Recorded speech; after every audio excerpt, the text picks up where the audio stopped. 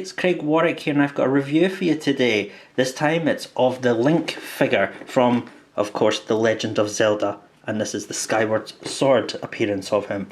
This is one of Max Factory's Figma series, and as we all know, these are well articulated and generally well designed and greatly executed. The boxes are always nice. We'll take a look at the figure itself later, but let's take a look at the packaging. So the Figma figures always have great shots on the back of all the exciting poses you can get the figure into. Some of these look really cool. And it's always got a nice description about what they can do. This one says he comes with his Master Sword and Hylian Shield. And you can use effect parts to create images of, or representations of his attacks in the game. It says that his shield and sword can be stored on his back at the same time, which is a really cool thing. And he also has, it doesn't actually say anything here, it just says he has two faces. He has angry lady boy and stoic lady boy. Okay, so let's open this guy up.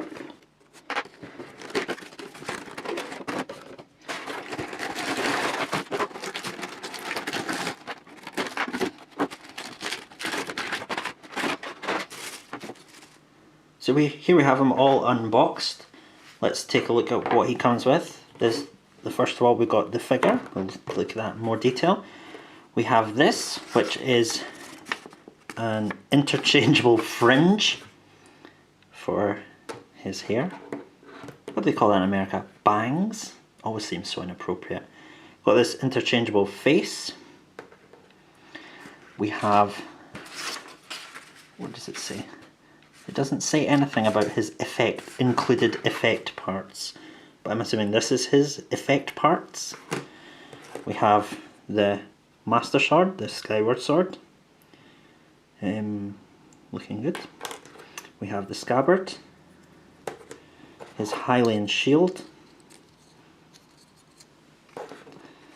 We have the Figma bag, which I find useful for keeping all the included parts inside. Someone commented in one of my previous videos that the bag was used for storing the figure and displaying them on your wall. There we have it. If you want to do that, fair enough. You could also put macaroni in it if you felt like it.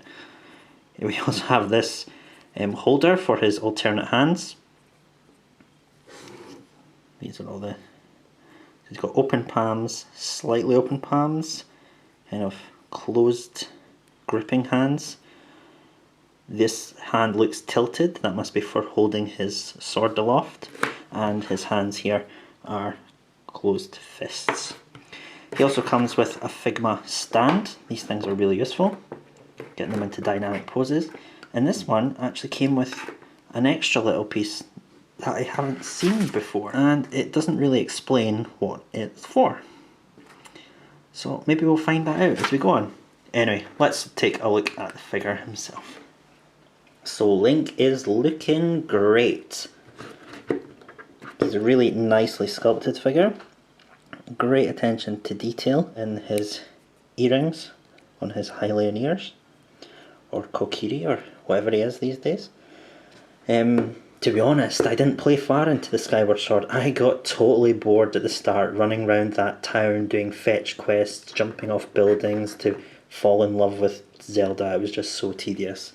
My husband played it further than that. He played it all the way through, and it did look really good once you got past that bit. But honestly, I've been playing games for like 30 years. I probably don't need like a 3-hour tutorial anymore at the start of games. Give me the choice to skip it, please. That's it. If Nintendo are watching, please action that immediately for me, please, Nintendo. Link's articulation is pretty standard for Figma. He's got a lot of ball joints. You can see there by the range of motion that he has. His body is cast in a harder plastic than I thought it would be. With the Michael Jackson Figma figure, a lot of the sculpt was done in a kind of rubber, but this one is done more in the harder plastic. So he articulates at the shoulders with ball joints, at the elbows with double, is it a double? No, it's a single but quite a large range of motion. He has peg and swivel what's that? What am I trying to say? Peg and hinge, post and hinge. Wrists. His head is on a ball joint. His body is on a ball joint. He doesn't have waist articulation, but then it is up on his body, so that's okay. His tunic, the lower part of it, I was going to say skirt, but I won't say that, will I?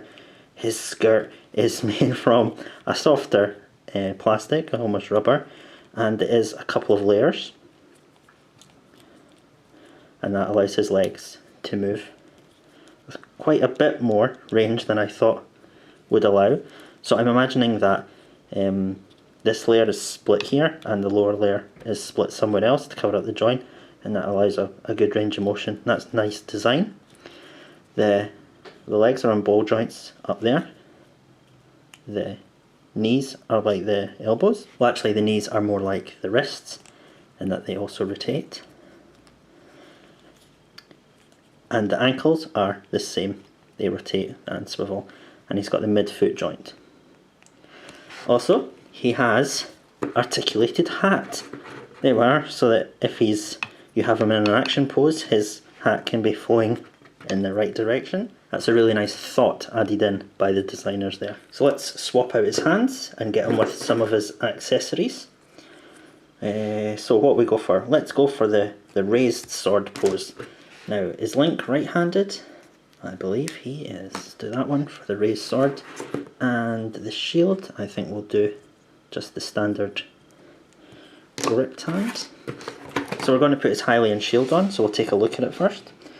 It is very nice and clean. These elements are sculpted on the top half and the bottom part is stamped on. There is very, very slight bleed of the silver onto the dark blue, but that's nothing to worry about. The back is also very nice. They could have been really skimped out with this, but they tried to make it look realistic for the figure. He's got a nice grip on the handle here and a nice sculpted strap. So something that I think we might benefit from here is maybe attaching the fist first and then putting it all on, because I'm just not sure how I meant to slip that over there. You know what? I think they might be intelligent and have given me that in the instructions. They have. So it says, take the handle off the shield and take the belt off. La la la. Oh, I'm reading the wrong bit. God, you might be able to read Japanese, doesn't mean you can read in a straight line. Alright. Oh, look at that. Isn't that interesting? Let's give that a shot. So, looks like we can take the belt off the shield. There we go, look at that. We can also, watch as I now snap this. There we go, the handle comes off, and according to the instructions, it separates. So, the handle can slip through there. Slip, squeeze. I'll put the peg on the bottom. Oh god, it didn't go back in. Oh my lord. How does that work? Oh, because it's not the right piece. Oh my god. Yeah. That's the problem with these videos where you look at things for the very first time. You often make a complete arse of yourself. Well, I do anyway. So actually I'm thinking that, given that the shield is the same on either side, I could put the strap here and he could wear it on his other arm.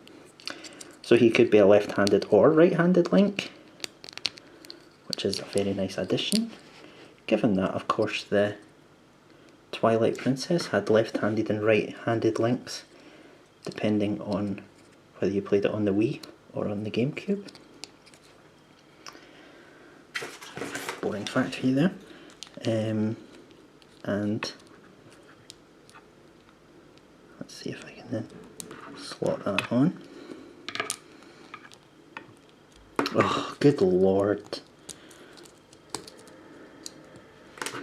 You know what, I probably should never have, tried to be a smart arse and took the hand off first. Oh. outrageous.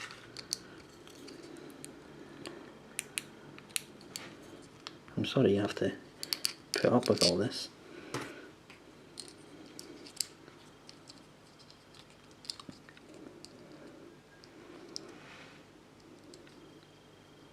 Am I doing it the wrong way around again? Yes, one hole is smaller than the other, that's why the holes, pegs won't fit in. Jeez.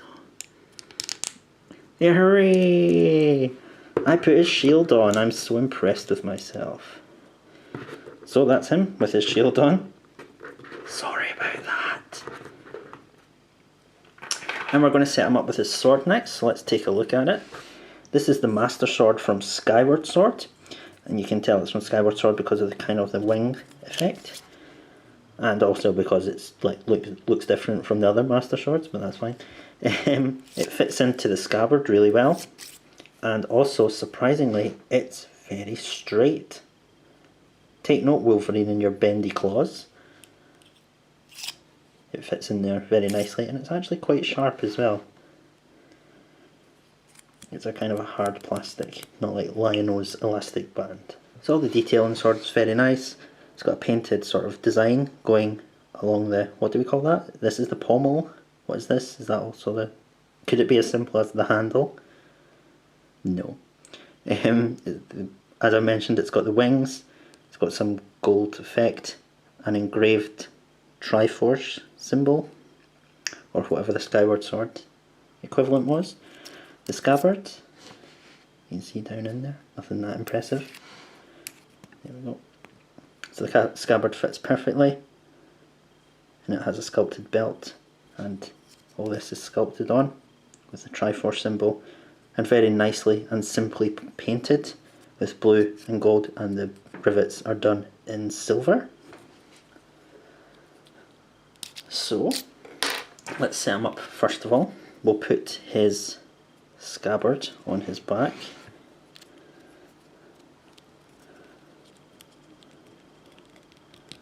There we go, it just fits on nicely there. So let me think, if that's going the wrong way, if he's right-handed. Oh no, his hat fell off. Oh dear. It's a good job it wasn't the Minish cap, otherwise I'd just have committed murder. But I'd be quite happy to kill that thing that was the Minish cap, that was just weird. Okay, and now I can't get him to stand up. And we're going to just put the sword in his hand. Now, is there a special technique to this one? Does the handle come off or something? Oh, I'm scared to break it. No, it doesn't. So hopefully this should just be a simple case of putting it in his hand. So the hands are quite hard plastic. It'd be nice if they were a kind of a softer plastic, and then I couldn't, you know, make such an embarrassment of myself.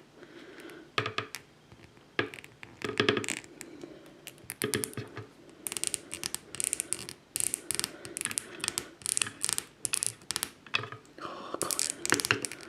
Right, okay, here we go. There we go. So that's him with his Master Sword and Hylian Shield. Oh, sorry, it looks like I missed, did I miss some articulation there when I was explaining it? Yeah, so it looks like he rotates at the elbow as well, so he can bring his shield in. And I'll have to re-angle my camera a bit because this is going to be quite tall. So there we have him raising his Skyward Sword skyward. And the tilt on the hand lets him do that. It's something that I think the new Masters of the Universe Classics, is it the New Adventures He-Man, is going to have a hand that's slightly bent that way, so they can raise it upwards. So that's a really great addition for the figure.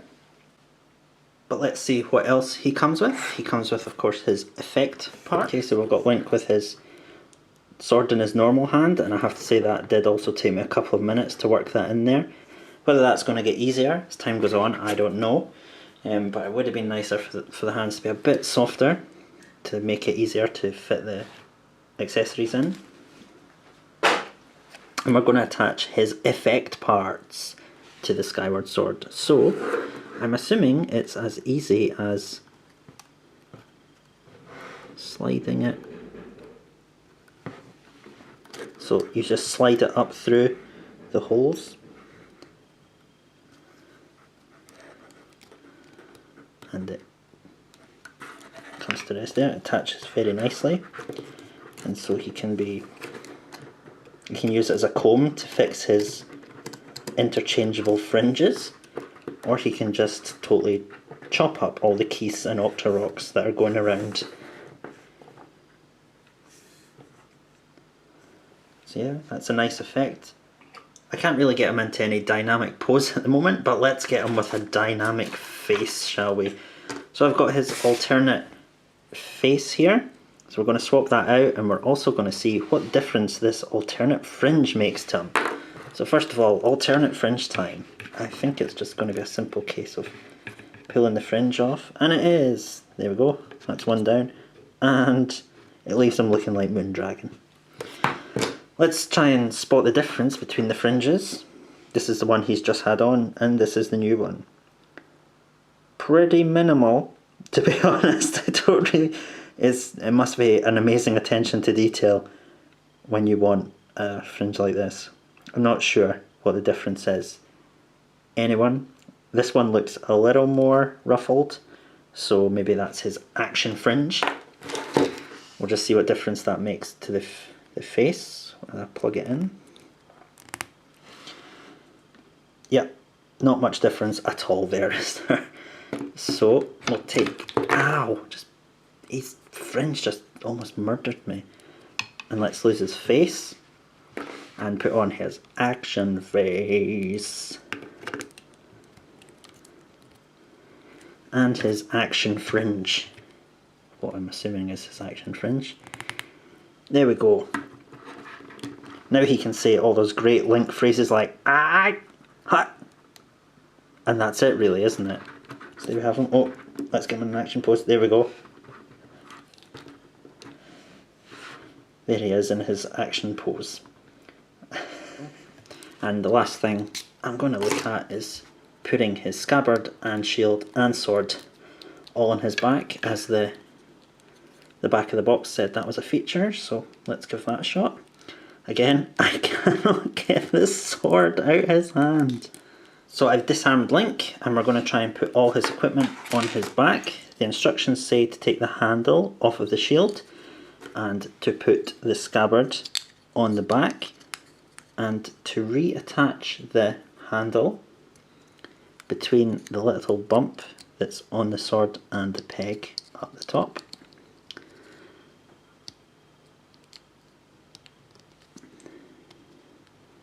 Which is of course never as easy as it should be. There we go. Is that right? That looks about right. And then we'll peg that on to his back. And there we have him. He's got his scabbard and his shield on his back, and the Skyward Sword just goes in there.